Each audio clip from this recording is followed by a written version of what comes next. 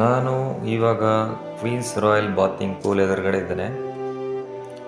ಅಂದರೆ swimming pool ಅಂತ ಕನ್ನಡದಲ್ಲಿ ಇದನ್ನ ಹೇಳೋದಾದರೆ ಮಹಾರಾಣಿಯರ ಈಜಿನ ಕೊಳ ಅಂತ.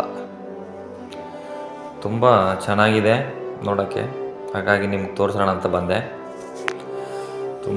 ಈ ಸ್ವಿಮ್ಮಿಂಗ್ ಪೂಲ್ ತುಂಬ ನೋಡಿ, ಸುತ್ತಮುತ್ತಲು ಎಷ್ಟು ಹಚ್ಚ ಹಸಿರಾಗಿದೆ ನೋಡೋಕ್ಕೆ. ಆಗಿನ ಕಾಲದ ಜನ ನಾವೇ ಅಂದ್ಕೊತೀವಿ ಈಗ ಅಷ್ಟು ದೊಡ್ಡ ಪೂಲ್ ಕಟ್ಟಿದ್ದೇವೆ, ನಮ್ಮ ಮನೆ ಹತ್ರ ಇಷ್ಟು ದೊಡ್ಡ ಪೂಲ್ ಕಟ್ಕೊಂಡಿದ್ದೇವೆ ಅಂತ. ಕೆಲವೊಬ್ರು ಹೇಳ್ತಾರೆ ಇಂಡಿಯಾದಲ್ಲಿ ಸ್ವಿಮ್ಮಿಂಗ್ ಪೂಲ್ ಬ್ರಿಟಿಷ್ ಕಾಲದಲ್ಲಿ ಬಂತು ಅಂತ.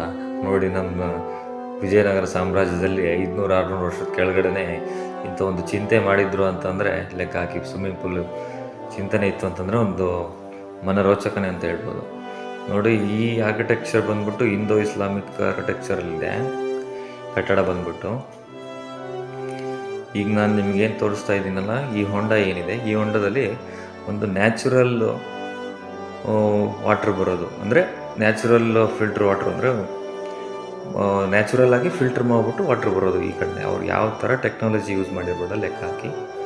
ನಾವು ಈ ಕಾಲದಲ್ಲಿ ಒಂದು ಸ್ವಿಮ್ಮಿಂಗ್ ಪೂಲ್ ಕಟ್ಟಬೇಕಂದ್ರೆ ಎಷ್ಟೋ ಟೆಕ್ನಾಲಜಿನ ಯೂಸ್ ಮಾಡ್ಕೊಂಡು, ಆಮೇಲೆ ಇದು ವಾಟರ್ ಪ್ಲಾಸ್ಟಿಂಗ್ ಅಂದ್ಬಿಟ್ಟು ಏನೇನೋ ಟೈಲ್ಸ್ಗಳಾಕಿ ಒಂದು ಮೋಟ್ರ್ ಫಿಕ್ಸ್ ಮಾಡಿ ವಾಟ್ರನ್ನ ನಾವು ಫಿಲ್ಟ್ರ್ ಮಾಡಿಬಿಟ್ಟು ಏನೇನೋ ಯೂಸ್ ಮಾಡಿಬಿಟ್ಟು ತಂತ್ರಜ್ಞಾನಗಳನ್ನು ಯೂಸ್ ಮಾಡಿಬಿಟ್ಟು ನಾವು ಮಾಡ್ತೇವೆ. ಆದರೆ ಈಗ 1550-1540ರಲ್ಲಿ ಕಟ್ಟಿದ್ದಾರೆ ಈ ಥರದ್ದು ಮನೋರೋಚಕವಾದ ಕಟ್ಟಡ ಅಂತಂದರೆ. ಇನ್ನೊಂದು ಅದಕ್ಕೆ ಏನು ಯೂಸ್, ಈ ಹೊಂಡನ ಒಂದು ವಾಟ್ರಿಗೋಸ್ಕರನೂ ಯೂಸ್ ಮಾಡೋರು, ಪ್ಲಸ್ ಹಂಗೆ ಮಹಾರಾಣಿಯರು ಈಜುಕೊಳದಲ್ಲಿ ಹೋದಾಗ ರಕ್ಷಣೆಗಾಗಿ ಅಂತ ಒಂದು ಅದರಲ್ಲಿ ಮೊಸಳೆಗಳನ್ನು ಹಾಕೋರುತ್ತೆ ಇದರಲ್ಲಿ.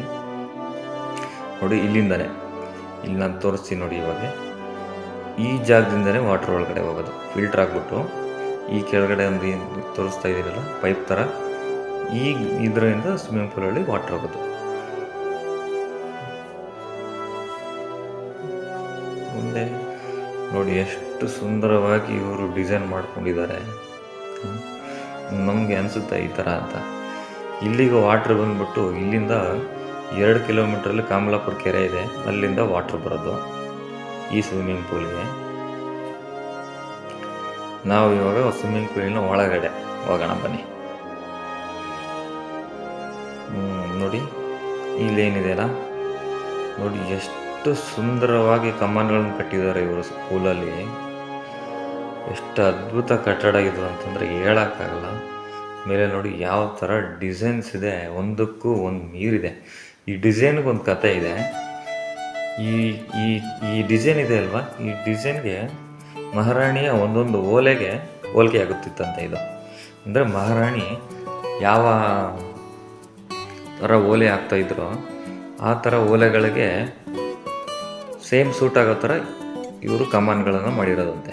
ನೋಡಿ ಎಷ್ಟು ಚೆನ್ನಾಗಿದೆ, ಎಷ್ಟು ಅದ್ಭುತವಾಗಿ ಇದ್ರನ್ನ ನಿರ್ಮಾಣ ಮಾಡಿದ್ದಾರೆ ನೋಡಿ. ಇದನ್ನು ಒಳಗಡೆ ಕಟ್ಟಡ ಬಂದ್ಬಿಟ್ಟು ಇಂಡೋ ಇಸ್ಲಾಮಿಕ್ ಕಟ್ಟಡ ಆರ್ಕಿಟೆಕ್ಚರಲ್ಲಿ ಕಟ್ಟಿದ್ದಾರೆ.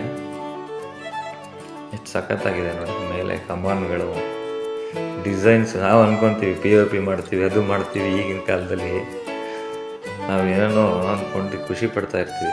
ಬಟ್ ಆಗಿನ ಕಾಲದಲ್ಲಿ ಏನೋ ಒಳ್ಳೆ ಉಪಕರಣಗಳು ಇಲ್ಲದೇ ಇವ್ರು ಈ ಥರ ಎಲ್ಲ ಮಾಡಿದ್ದಾರೆ ಅಂತಂದರೆ ಎಷ್ಟು ಗ್ರೇಟ್ ಅನ್ನಿಸ್ಕೋಬೋದಲ್ಲ ಇವ್ರನ್ನ.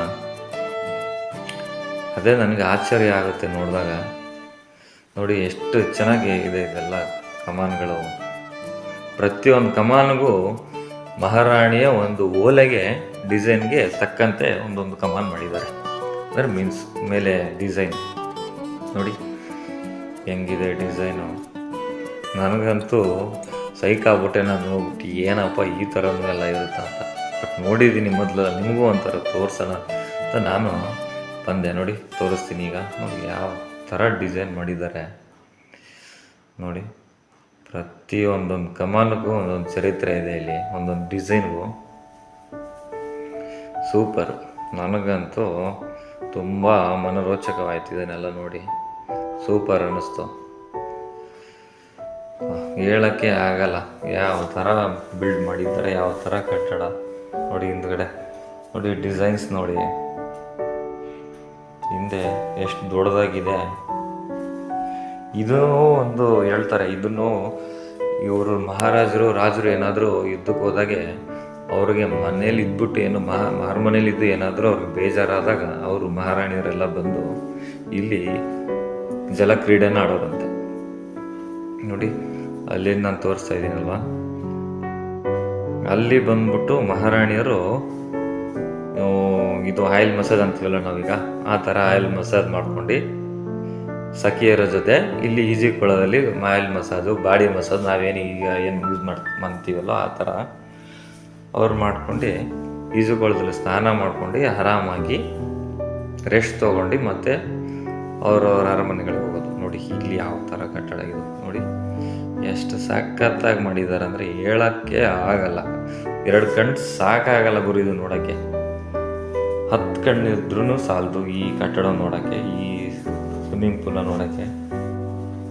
ಈ ಥರ ಡಿಸೈನು ಈಗಿನ ಕಾಲದಲ್ಲಿ ನಮ್ಮ ಕೈಯಲ್ಲಿ ಮಾಡೋಕ್ಕಾಗತ್ತಾ? ನಾವೆಷ್ಟೋ ಇಂಜಿನಿಯರ್ಗಳು ಅವರು ಇವರು ಅಂತ ಕಟ್ಟಿದ್ರು ಏನೋ ಒಂದು ಹೆಸರಿಡ್ತಾರೆ ಜನ. ಆದರೂ ಇದು ಹಾಳಾಗಿದೆ, ಇಷ್ಟು ಬಿದ್ದಿದೆ ಅಂದ್ರೂ ಇದಕ್ಕೆ ಎಲ್ಲಾದರೂ ಹೆಸರಿಡೋಕ್ಕೆ ಚಾನ್ಸ್ ಇದೆನಾ? ನೋಡಿ, ನಾವು ನಾರ್ಮಲಾಗಿ ಸ್ವಿಮ್ಮಿಂಗ್ ಪೂಲಲ್ಲಿ ಒಂದು ಇದು ಮಾಡ್ತೇವೆ, ಏನು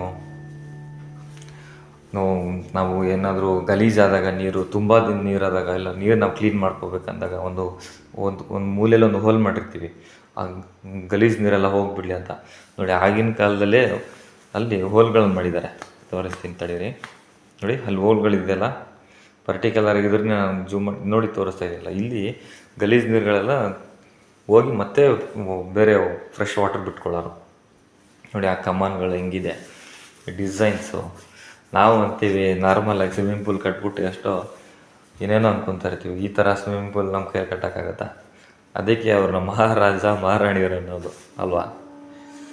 ನಾನಂತೂ ತುಂಬ ಖುಷಿ ಪಟ್ಬಿಟ್ಟೆ ಗುರು ಒಳಗಡೆಯಿಂದ ನೋಡಿ ಎಷ್ಟು 4